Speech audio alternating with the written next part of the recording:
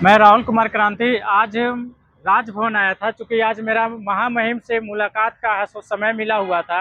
आज मैं महामहिम से मिल कर के सहायक आचार्य नियुक्ति मामले में जो भी गड़बड़ियां किया गया है, उस गड़बड़ियों को है सो 100 पेज के है सो एविडेंस के साथ मैं महामहिम से मिलने आया था।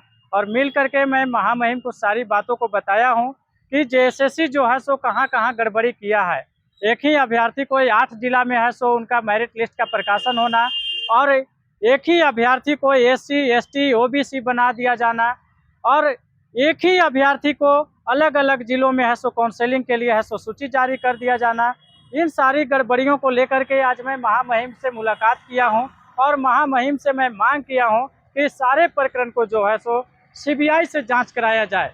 महामहिम हमारी बातों को है सो बहुत ही गंभीरता से सुने, और उन्होंने कहा कि आपका मामला है सो अभी हाईकोर्ट में चल रहा है। हाईकोर्ट में आप इन सारी एविडेंस को आप वहाँ भी प्रस्तुत कीजिए, और वहाँ से आपको क्या जस्ट न्याय मिलता है, क्या आप लोगों को वहाँ से है सो जजमेंट मिलता है। अगर आप लोगों को पक्ष में अगर जजमेंट आता है तो अच्छी बात है। अगर आप लोगों को संतोषजनक जजमेंट नहीं आता है तो आप जजमेंट की कॉपी के साथ पुनः मेरे पास आइएगा।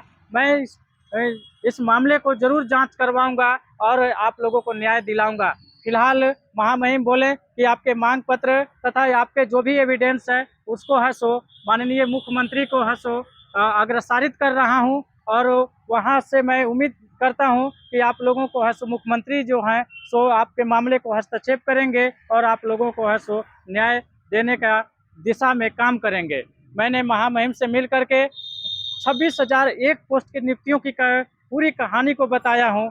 26,001 पोस्ट पर नियुक्ति होना था, मात्र 10,500 के आसपास रिजल्ट दिया गया है, वो भी मैं महामहिम को बताया हूँ। जबकि रॉ मार्क्स में 30,000 के आसपास अभ्यर्थी सफल हैं, इसके बावजूद भी है सो अभ्यर्थी को है सो नियुक्ति प्रक्रिया से बाहर रखा जा रहा है। मैंने महामहिम से मांग किया है कि रॉ मार्क्स में सफल अभ्यर्थियों से है सो 26,001 पोस्ट पर ऐसे पूर्ण नियुक्ति की प्रक्रिया कराया जाए। इस दिशा में है सो माननीय मुख्यमंत्री को आप निर्देश दें ताकि हम लोगों का कैरियर है सो बन सके और स्कूल में बच्चों को, छात्रों को शिक्षक मिल सकें। आज मैंने महामहिम से मिल करके पीएच का भी यानी विकलांग अभ्यर्थी का भी मुद्दा मैंने उठाया है, जो कि विकलांग को है सो 3% का है सो छूट दिया गया है, उस पर भी मैं महामहिम का ध्यान को आकृष्ट कराया हूँ।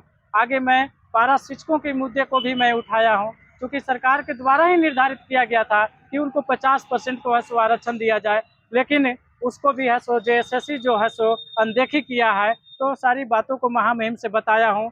2 वर्षीय बीएड का मामला, 5% छूट की मामला, एससी, एसटी, ओबीसी को 5% छूट का मामला, और सफल डीबी अभ्यर्थियों का डीबी कराने के बावजूद भी नियुक्ति प्रक्रिया से बाहर कर दिया जाना, इन सारी बातों को मैं महामहिम के सामने रखा हूं। महामहिम का आश्वासन है सो बहुत ही पॉजिटिव मिला है। आगे भी पुनः मैं महामहिम से हाई कोर्ट के फैसले के बाद फिर से मुलाकात करूंगा, और महामहिम से मिल करके और फिर मैं सीबीआई जांच की मैं मांग किया हूं, और महामहिम आश्वासन भी दिए हैं कि अगर आपके पक्ष में अगर नहीं आता है आपका जजमेंट तो इसको सीबीआई से जांच कराऊंगा। एक हमारे साथ दिव्यांग अभ्यर्थी भी गई हुई थी, इनका भी बात को मैं रिकॉर्ड कर रहा हूं। मैं सीता कुंभकार और मैं सरायकला डिस्ट्रिक्ट चांडिल से आई हूँ महामहिम जी से मिलने के लिए, क्योंकि हमारे बहुत से दिव्यांग भाई बहन हैं जो झारखंड में हैं, और इस क्राइटेरिया को फुलफिल करने के बाद भी हम लोग को मतलब शिक्षक नियुक्ति से वंचित रखा गया है। मैं उसके लिए महामहिम से मिलने आई हूँ, और आश्वासन मिला है, जैसे सर ने कहा आश्वासन मिल गया है। अभी हम लोग का आगे का हम लोग रणनीति ये तय करेंगे कि सब लोग तो हाईकोर्ट गए हैं, अब हम लोग सारे दिव्यांग भाई बहन एकजुट होंगे और हम लोग भी न्यायालय का दरवाजा खटखटाएंगे और वहां से हम लोग न्याय का गुहार लगाएंगे।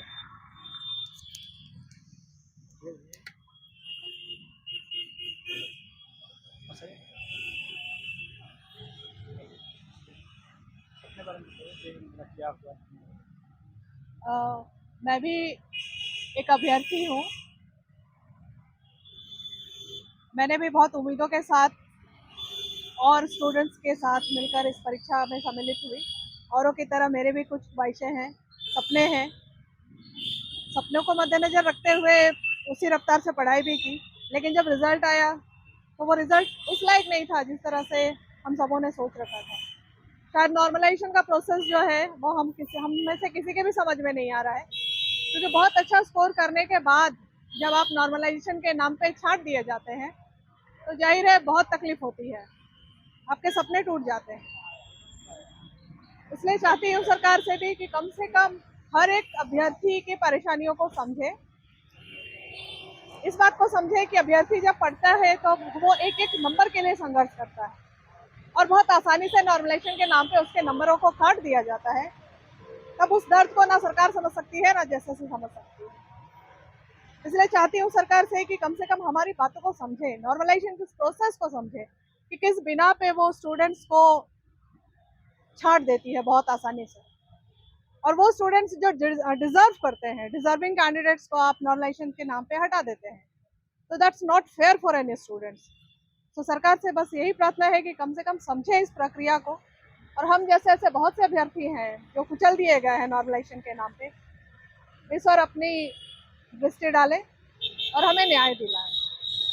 आगे मेरा रविवार को माननीय मुख्यमंत्री से मिलने का प्रोग्राम है। हालांकि मैंने माननीय मुख्यमंत्री से मिलने के लिए है सो आवेदन पहले ही कर चुका हूं, लेकिन अभी तक अपॉइंटमेंट नहीं मिला है। उधर माननीय मुख्यमंत्री है सो अपने पारिवारिक की उलझन में फंसे हुए थे। गुरुजी का तबीयत खराब था, उनके इलाज में लगातार वो दिल्ली में रह रहे थे, और उनसे इसके बाद फिर गुरुजी हमारे नहीं रहे तो फिर है सो दाह संस्कार में माननीय मुख्यमंत्री व्यस्त रहे।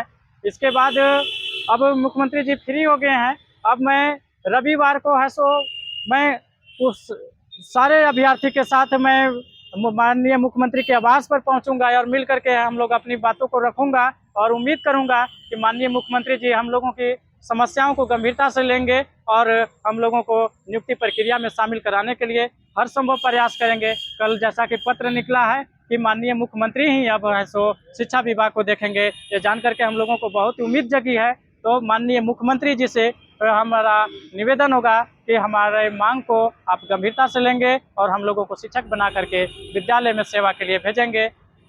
राहुल कुमार क्रांति, छात्र नेता, रांची।